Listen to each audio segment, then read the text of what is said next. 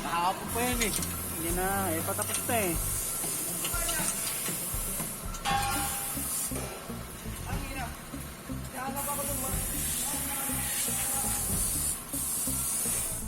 Okay, we're done with the full exhaust of this BMW 316 E46. It's a 4-cylinder, and these are the headers right here. Bit hard to see though. It's a shame too. It's a bit hard to see, but this is a long tube 421 design. So the two section is all the way down there. So let's lift up the car so we can see where exactly it goes.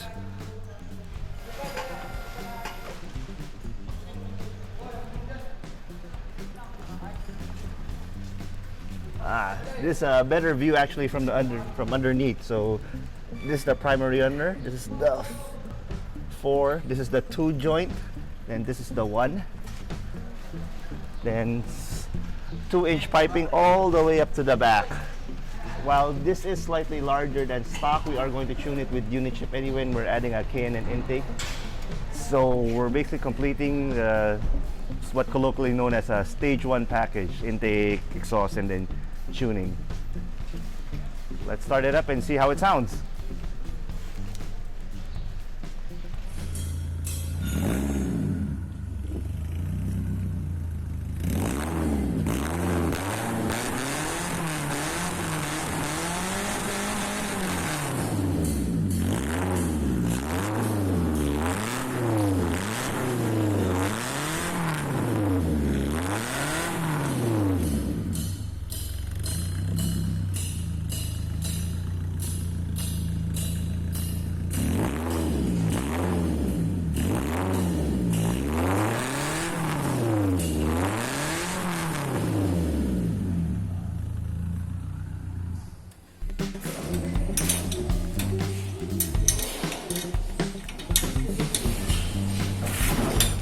Okay, now we have the BMW on the dyno, and the Unichip is installed, and this is where it's installed.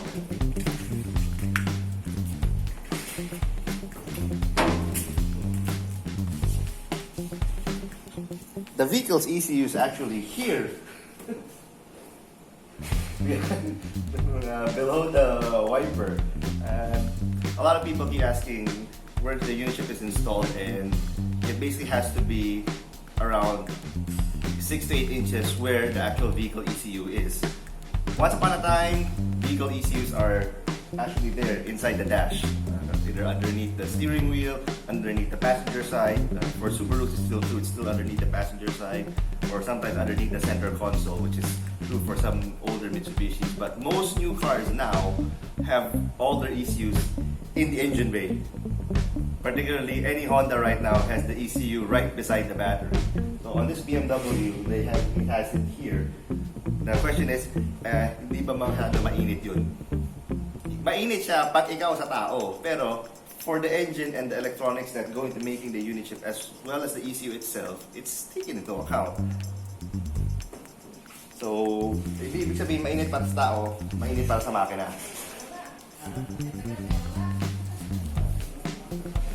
So this is the Unichip, and for this BM, it's actually only 4 wires to connect. Then what these 4 wires do is basically this. This is power, this is ground, this is fuel in and fuel out. Because the only thing we can adjust with the Unichip on this 316 is the amount of fueling that the car gets. And we already installed a intake And before we did the dyno, we already installed an intake and a full exhaust system, which consists of the headers. It's a bit hard to see, it's dark. There you go, that's a long tube 421 header over there. It's a bit hard to see though. Get a better view of it underneath. And then baseline, we actually got baseline dyno for this car with the intake and the headers and the exhaust is 75 horses right here.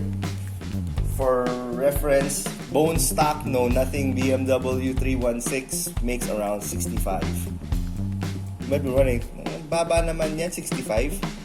Well, if you look at the specs of the 1.6 engine, it's 104 horsepower at the crank. If you add the transmission, axle, drive shafts and everything, it takes out around 40 horses, so 65 is right about. So our intake and full exhaust added 10 horses, and then by just tweaking the fuel, we managed to go from 75 up to 90 horses. So that's a big 15 horsepower increase. And on the torque side, we get 125 to 175, 50 Newton meters. So everybody with a BMW 316, who's ever owned one, driven one, always complains that the car is underpowered. That's probably the reason why. And it's definitely not underpowered now with 50 Newton meters of torque additional and a very low 1.8 RPM.